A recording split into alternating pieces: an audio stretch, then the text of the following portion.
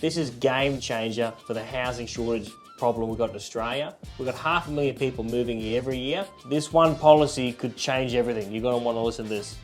All right, so big news, guys. CBA came into MAD today and they told us they've made a huge policy change, which is probably the biggest one I've seen in over 10 years. They're now doing loans for prefabricated houses. Prefabricated houses means the house is not built on your land. The house is built off-site, which makes it a lot more economical and cheaper. These things you can get for 150 to 300,000. We've done the research. We spoke to the experts.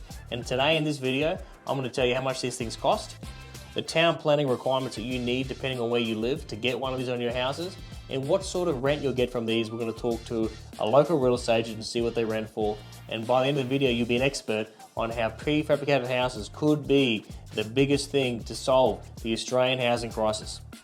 Okay, we're on Elite Portables. Let's have a look at how much these things cost and what they look like. So let's just click on the first one, Delilah 3-bedroom house. Here are some photos. They're about 105 square meters. That's pretty decent size. Maybe that's what it can look like. What is the price? About $230,000. So for $230,000, you can build 105 square meters. If you look at that down to the per square meter rate, all right, so 231 divided by 105, you're talking 2,200 per square meter, which is very competitive construction costs. What I'm seeing people build actual houses for is anywhere from 4,000 to 5,000 per square meter. So it's almost half the price of conventional construction. So that's the big carrot here, guys, is building or buying modular built properties built off site looks like half the price of building on site. So an example I want to run is for people who have, for example, a house in Holland Park, all right, on a 600 block, and they want to put a second granny flat or portable or modular house, whatever you want to call it, on the back. Let's run that scenario. So you go and you want to build a modular house or granny flat for $250,000. Now, traditionally, before this policy change, the bank wouldn't want to fund this, all right, because again, the security, all right, is being built off site. So if the builder goes broke, it's in their property, it's not in yours. That's why the banks never liked it. But this is how they look at it now. You got a house in Holland Park, okay. Now let's just say that that property is worth $1.2 million, all right. Now you want to build it for $250,000, which means the end value, once you actually finish the construction, it should be $1.45 million.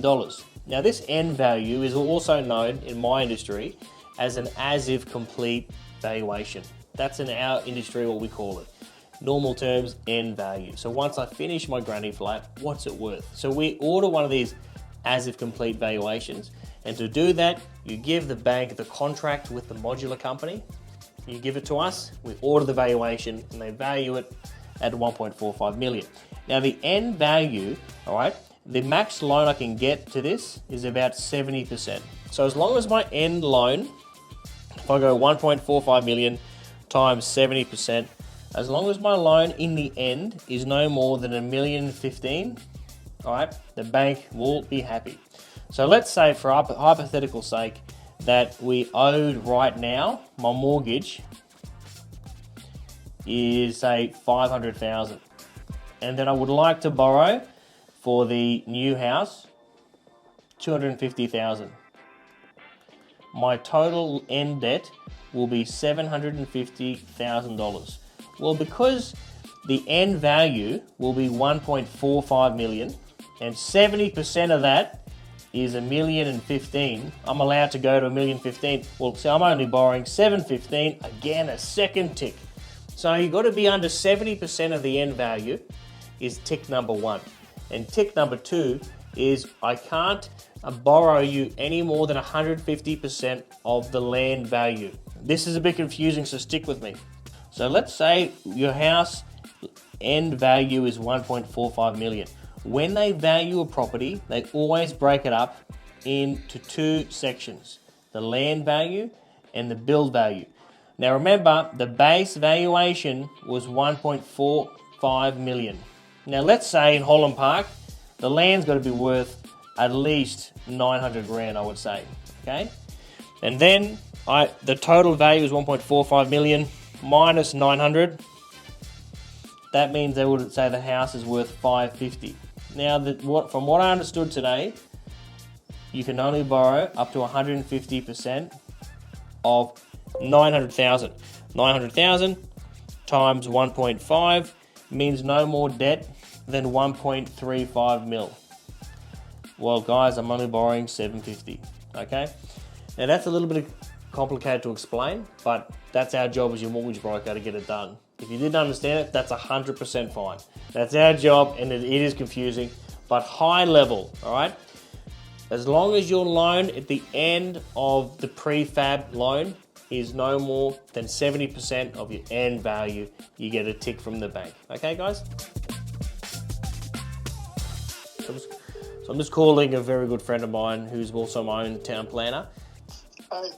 Hey, Vass, how are you, mate? Good. How are you? Good. Vass, the banks have teamed together with the government to allow funding, all right, so actual construction loans for people who want to do granny flats. Okay, that sounds really good. Because the legislation at a state level changed probably about a year ago now, so that's good that it's sort of caught up. Previously, it was limited to relatives in the same household as the primary dwelling, but that state legislation, with helping the housing crisis, allowed those sort of granny flats to be rented out to third party, effectively to anyone in the market. The main thing to consider is with those approvals, it still needs to be approved like a traditional duplex, and the main requirement there is your fire rating and those sorts of things when you get your building approval. So high level, every council's got a different rule, but basically if it's a separate detached dwelling, all right, from the main house, we can rent them to unrelated people now, and in essence get investment income from it. Yeah, correct. Yeah. The key difference is it can't be sold separately because it's still under one title. Correct. Yeah. But it can be rented separately to the main house, like a duplex can as well. I can't see why not, Vass, that even first-home buyers can't buy land and build. You're 100% right, George. Like, there's no reason why a house, not even just a granny flat, but the primary house couldn't be built as a prefab. Prefab is just a construction methodology or type. The land use is, dwelling house and secondary dwelling. As long as we get the right approvals with council and the certifiers, there's no reason why. And a lot of these companies, providing that product will have that process down pat from a building certifier's point of view. All right, so we've heard from the town planner, and it's pretty exciting news. Now I want to call a local real estate agent to see what would one of these things rent for. Hi, mate. Hello, Dimitri. How are you? Yeah, good, thanks. How are you? Very well. Dimitri, I'm looking at putting a prefab house, 2-bed, 1-bath. What do you think they would rent for? Brand new, 2-bed, 1-bath, say 110 square metres property. 110, okay. Well, look, I think depending on the features of it and just the specs, I think you'd be looking anywhere between 550, really conservatively. You'd probably go up to 600, but just depend on, if you're putting on the back of a property, what it looks like in terms of excessive, like the separation between the granny flat and the main, entrance points, and those finer features are going to make it more tenantable. And are you finding that people are okay with living in the back of another dwelling in these granny flats? What it comes down to really is the separation of the dwellings. To make it even that little bit more separate, maybe like a fence or something.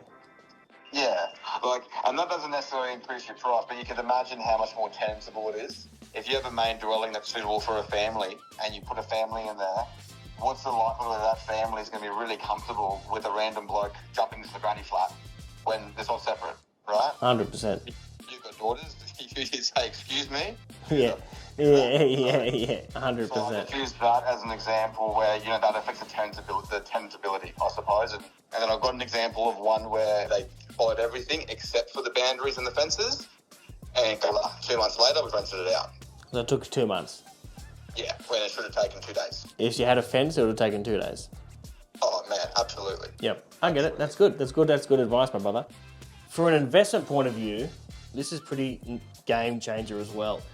What we just found out is To build 105 square meters, okay, 2 bed, 1 bath, prefab house is going to be around the 250k mark. But then I just found out, and this is for inner city Brisbane, Holland Park, Greenside sort of area. So jump on realestate.com, click rent, click 2 bed, 1 bath, and have a look what stuff's renting for in your area if you're considering doing this. But he told me 500 to 550, okay?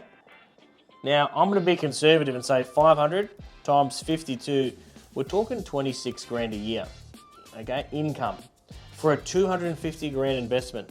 $26,000 divided by $250,000, we're looking at a 10% return.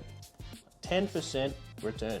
You put your money in the bank, you'll be lucky to get 5%, all right? You put your money into a granny flat, actual bricks, you can see it, and you're going to be getting 500 to 550 a week return on your investment of 250. That's 10%. That's a pretty good investment. It also kills 2 birds with 1 stone, because you're not only hopefully sorting out your own financial freedom, but you're also helping someone right now who needs a house, which is why they brought out this policy. I think it's game changer. If you want to see if you qualify and how to do it, please reach out to Mad. We'd love to help you. Hopefully you learned something from this video. If you did, please hit that subscribe button.